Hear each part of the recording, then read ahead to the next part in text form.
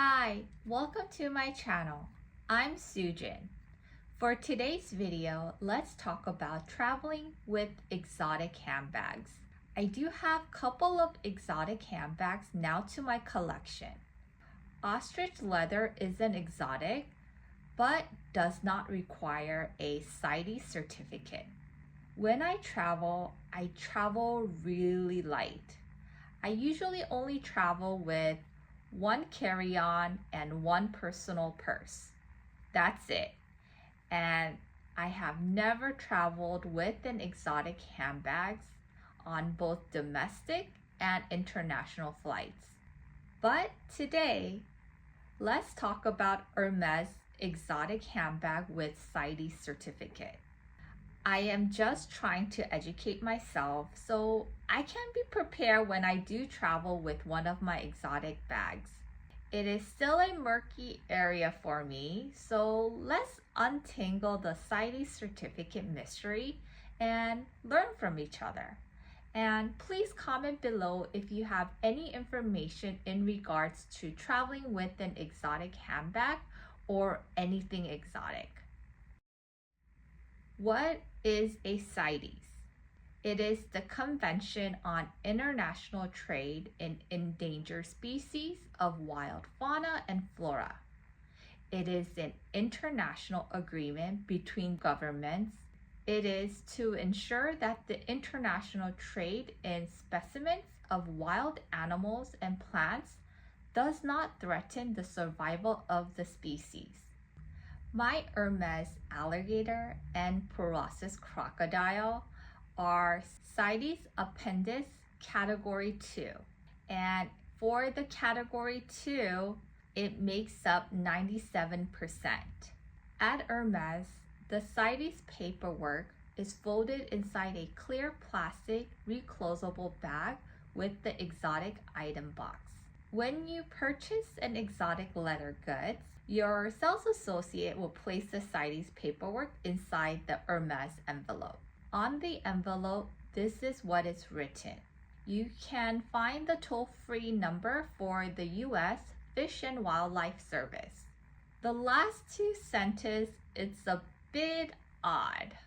It is written, if you choose to travel abroad with this item without a required permit, the item may be seized by the U.S. or foreign customs officials. HERMES is not responsible if the item is confiscated. We will get back to this later. I mean, what permit are we talking about? Is it this CITES document that came with my purchase? From what I was told by my HERMES sales associate, when I do travel abroad, I should always have the CITES paperwork document and the sales receipt inside my exotic bag, just in case I am stopped by the customs officers. That was the only instruction given to me. Also, that I should never lose the CITES paperwork.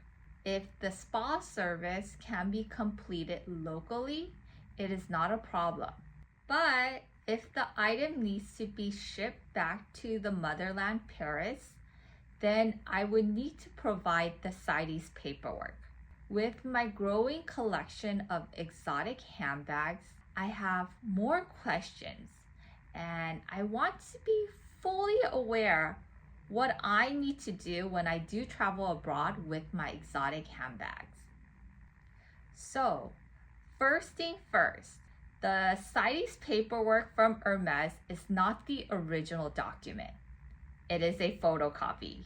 So make sure to have it scanned and copied just in case you misplace the CITES document. Getting a replacement from HERMES will be very difficult according to my sales associate. On the top of the CITES document, there is the HERMES store name and the BP number. Sometimes the store name might not match with the purchase store. And this can happen if the boutique switch the items amongst themselves. My SA did note to me that the BP number can be the same for 3 or even 4 items. So the BP number is not specific to only one specific item. When I am looking at the CITES paperwork, it is hard to understand. Some of the photocopies are not really clear. And usually HERMES will give out the first page of the CITES document. But I have where it is 3 pages and 2 pages. Like there's no consistency.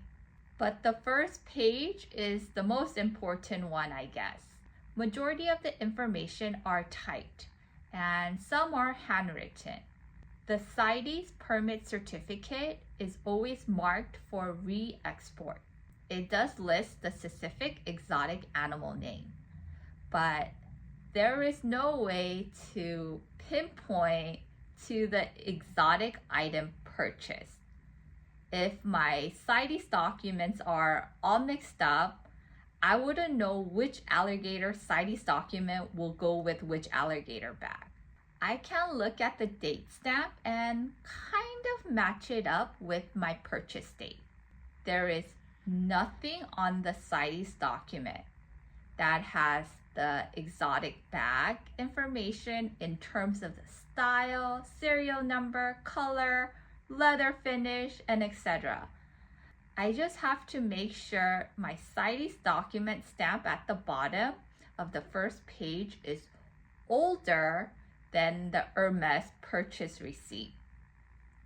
When you look on your HERMES invoice receipt, there is the information of the exotic item, the item name, color, serial number, and with my newest purchase, the Mini Kelly, the least alligator, my sales associate added the CITES BP number on the receipt.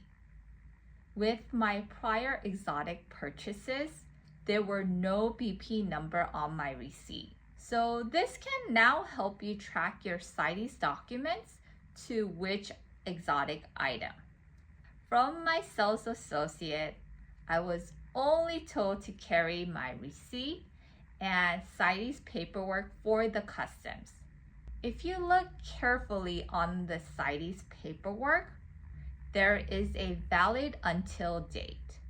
So, what does this mean? Is it no longer valid after the valid date? So let's dive a little bit deeper. I went to CITES.org and fws.gov. It's so hard to find and understand. I don't even know where to go find the answers. I just want to know how to travel with a personal exotic handbag.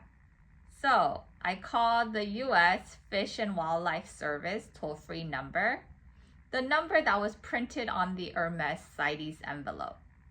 There are a lot of categories, but I was directed to the permits and law enforcement.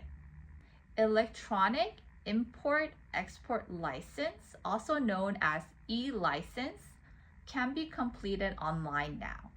But I wasn't quite sure if an individual and not a commercial business can apply for the e-license.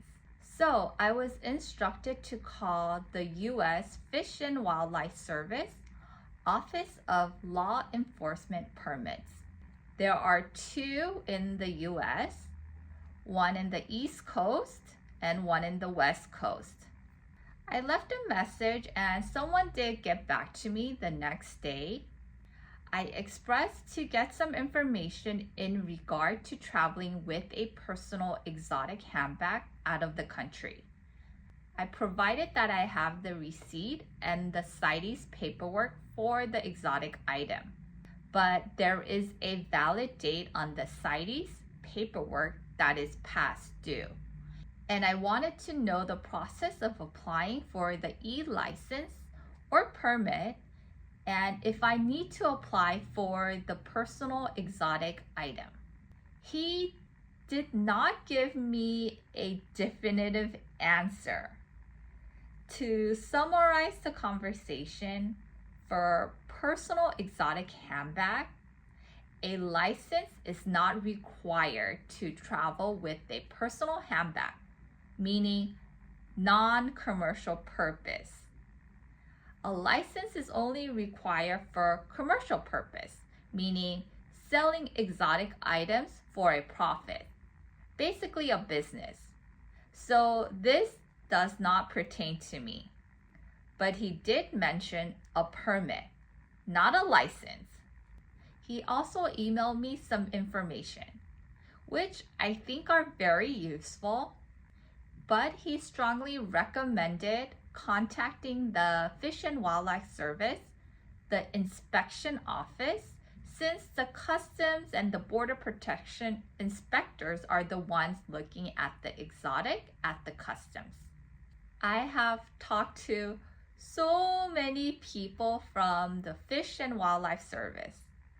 I mean, there are so many divisions, and no one really gave me a definitive answer. Like, how do I travel with a personal exotic handbag? They would all mention the personal use exemption, but would always follow up with, please call another division to confirm. And I was just going in a circle from one division to the next. And there are so many wildlife inspection offices. So I did contact the office in Torrance since that one was the closest to Los Angeles. I spoke to an officer and oh boy, did he provide me with so much information. He said I do not need an e-license, but I need a permit. Point blank, the officer said the CITES paperwork serves no purpose for my travels and has no validity. I mean, what is the purpose of my CITES document then? He did say the CITES document will help me when applying for the permit, identifying the genus and species name for the exotic item. He also recommended to call the U.S. Fish and Wildlife Services International Affairs for further information and to apply for the permit. The officer told me that yes, people apply for the permit for their personal exotic items when they travel out of the country. And a lot of people apply for this permit when they travel, so it is nothing new. But it is the first time I heard about it. I will link a video of the permit application in the description box below. The officer told me that once I apply and receive the permit, then I would need the declaration form 3-1777. And then once that is completed, I will have a bulletproof paperwork completed to travel with my exotic handbag. Oh my God, this is so much work just to travel with my own personal exotic handbag. And let me tell you, these permits cost money to apply and they have an expiration date. Also, very important, the exotic permit is totally different from the Custom, Border and Protection Form 4457, the Certificate of Registration for Personal Effects Taken Abroad. This one is a crucial document for international travelers, especially those carrying valuable, high-priced items that will return with them to the U.S. This form should be used before leaving the U.S. with the items that will return with you. It is a preemptive measure to declare items to Custom and Border Protection, proving that these were in your possession before leaving the country and are not subject to duties tax upon return. I have spoken to so many people at Fish and Wildlife Service and so many divisions. All gave me different answers. It was like I was going from one division to the next and then back to it again without a definitive answer. everyone just hinting the personal exemption rule. I tried to summarize what I was told from the Fish and Wildlife Service in regards to traveling with a personal exotic handbag. And still, I have no definitive answer. To summarize everything, from what I understand, CITES permit paperwork, it's only intended to apply to the commercial export-import of CITES subject item. As a consumer like myself, the CITES paperwork provides that the company ethically sourced the exotic species and that it shouldn't be applied to a person traveling with his or her personal items. Thinking about the reasoning of the sole existence of the CITES organization and the Fish and Wildlife Service, I would feel like there should be a better and more organized way of doing this. Yes, it is to ensure the wildlife species and plants are not used illegally. But I think it should go like one step further to ID the specific exotic piece to the finished product. Or maybe that is just too much work. Since, as you know, multiple exotic animals can be used to construct one final bag. Or one exotic animal can be used to construct many pieces. On a final note, when traveling with your exotic handbag, carry your receipt and your CITES certificate that was given from the boutique. If you are pulled over by an officer in regards to your exotic item, first, be polite. Remember, the customs officers have the final say to confiscate or not, and show them your receipt and the CITES paperwork. I'm sure they're enforcing a lot of rules and regulations, and they're just trying to do their job. And if there are further questionings, let them know about the CITES personal and household effects exemption, the Code of Federal Regulation Title 50. And your personal exotic species is protected under the CITES Appendix Category 2. Sorry if this video was too long and boring, but hopefully I provided some insightful information. And I hope you enjoyed this video. And if you did, don't forget to give a thumbs up and subscribe to my channel and hit the bell notification so that you don't miss any of my future videos. I hope to see you back here, and thanks for watching. Bye!